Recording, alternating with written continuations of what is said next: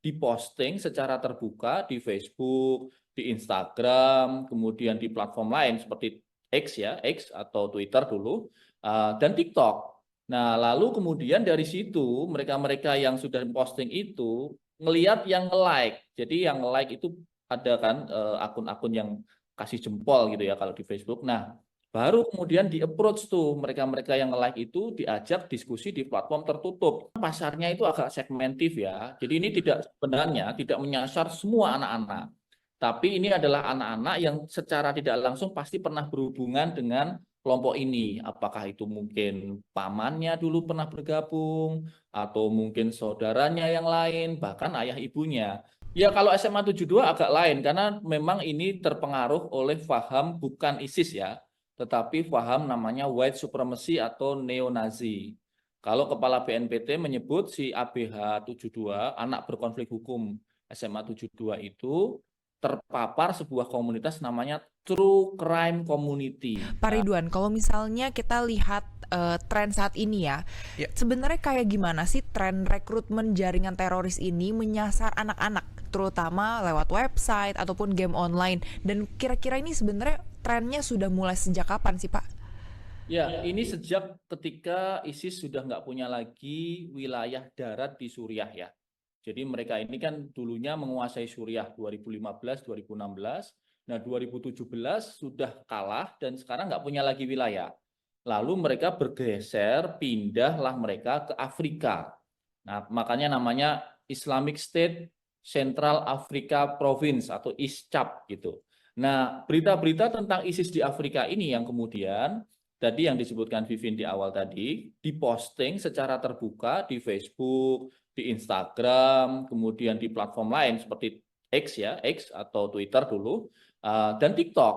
Nah, lalu kemudian dari situ mereka-mereka yang sudah posting itu ngelihat yang nge-like. Jadi yang nge-like itu ada kan akun-akun yang kasih jempol gitu ya kalau di Facebook. Nah, baru kemudian di-approach tuh mereka-mereka yang nge-like itu diajak diskusi di platform tertutup. Misalnya di 4chan, kemudian ada namanya Discord, kemudian ada yang pindah ke grup Telegram. Nah, radikalisasinya itu di situ yang sekarang sangat masif, tidak hanya di Indonesia, di berbagai belahan dunia.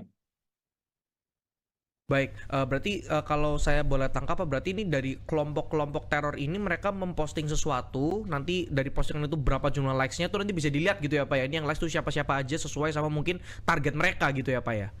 Iya, betul, betul. Jadi yang 5 orang tersangka dewasa itu tugasnya begitu. Dia milih berita, dia capture, lalu dia posting ke berbagai macam platform-platform yang ada itu. Nah, ibaratnya itu kalau ini menebar jaring gini ya, menebar jaring gitu. Menebar jaring lalu nunggu ikan-ikan terjalan. Nah, masalahnya ikannya itu adalah adik-adik kita yang usianya 10 tahun, bahkan 11 tahun. Itu bayangin tuh, 10 tahun bayangin. Itu kan seharusnya mereka ini kan main game yang asik-asik gitu. Nggak mungkin kemudian kita berharap anak-anak ini kemudian masa depannya suram dengan pro-pro terorisme seperti ini.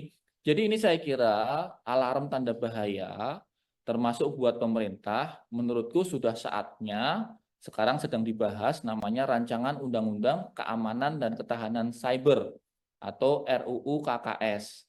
Nah, ini menurut saya harus segera disahkan. Dengan demikian nanti pemerintah dalam hal ini Badan Sandi dan Cyber Negara, Badan Cyber dan Sandi Negara, mereka bisa melakukan semacam patroli cyber yang lebih agresif. Jadi situs-situs, website-website yang menyebarkan kekerasan, ideologi-ideologi yang menyebarkan kekerasan, itu bisa di take down dengan latar belakang apa undang-undang tadi, undang-undang KKS itu.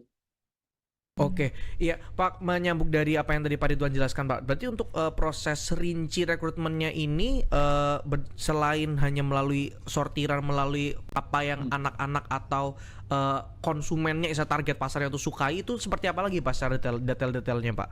Ya sebenarnya memang pasarnya itu agak segmentif ya. Jadi ini sebenarnya tidak menyasar semua anak-anak. Tapi ini adalah anak-anak yang secara tidak langsung pasti pernah berhubungan dengan kelompok ini. Apakah itu mungkin pamannya dulu pernah bergabung, atau mungkin saudaranya yang lain, bahkan ayah ibunya. Jadi tidak memang kita tidak kemudian menganggap bahwa ini semua anak-anak pasti kena. Enggak. Mereka memang sangat segmentif. Tetapi walaupun sangat segmentif, jumlahnya itu mengerikan. Yang ketahuan baru 110, tapi Densus menduga lebih banyak dari itu. Bahkan penyebarannya sudah 26 provinsi. Dan yang tertangkap itu pun ada yang kemudian sudah di brainwash untuk melakukan serangan di gedung DPR. Jadi serem banget. Jadi menurut saya memang ini alarm tanda bahaya dan nggak bisa kita sepelekan situasinya. Oke, nah menyambung dari proses tadi nih Pak, yang memanfaatkan Ya, faktor psikologis anak yang masih rentan dan mungkin mudah percaya, mudah terhasut gitu ya. Sebetulnya ya. yang mereka tuju itu anak-anak ini, mereka tuh pengennya melakukan apa sih Pak dengan membagikan propaganda tersebut begitu? Ya, menjadi anggota, kalau yang tertangkap barusan ini kan menjadi anggota ISIS tentunya. Ideologi ISIS itu adalah satu ideologi yang menyatakan bahwa ada satu pemerintahan tunggal yang harus ditaati oleh seluruh anggotanya di seluruh dunia. Dan ini memang salah satu caranya tentu saja merusak stabilitas sebuah negara. Misalnya dulu mereka berhasil merusak stabilitas Irak, lalu kemudian merusak stabilitas Suriah. Lalu sekarang mereka sedang merusak stabilitas Afrika, terutama Afrika Tengah dan Afrika Utara.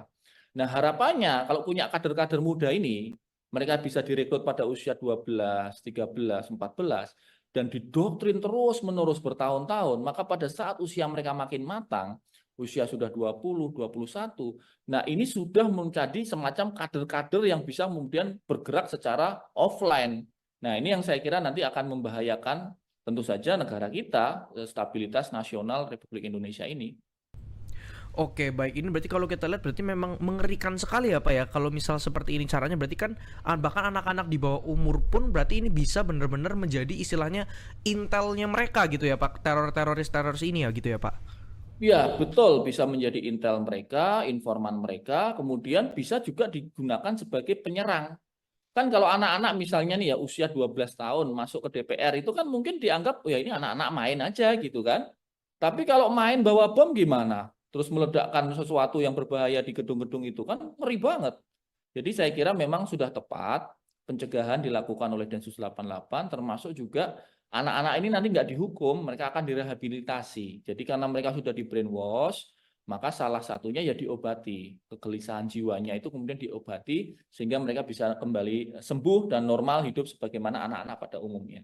Iya, baik. Pak, lalu apakah dari rekrutmen ini dan sebagainya dari pelaku-pelaku yang kemarin ditangkap ini ada kaitannya nggak sih Pak dengan kemarin peristiwa di SMA yang 72 Pak? Silakan Pak, boleh. Ya kalau SMA 72 agak lain karena memang ini terpengaruh oleh paham bukan ISIS ya, tetapi paham namanya white supremacy atau neo-Nazi.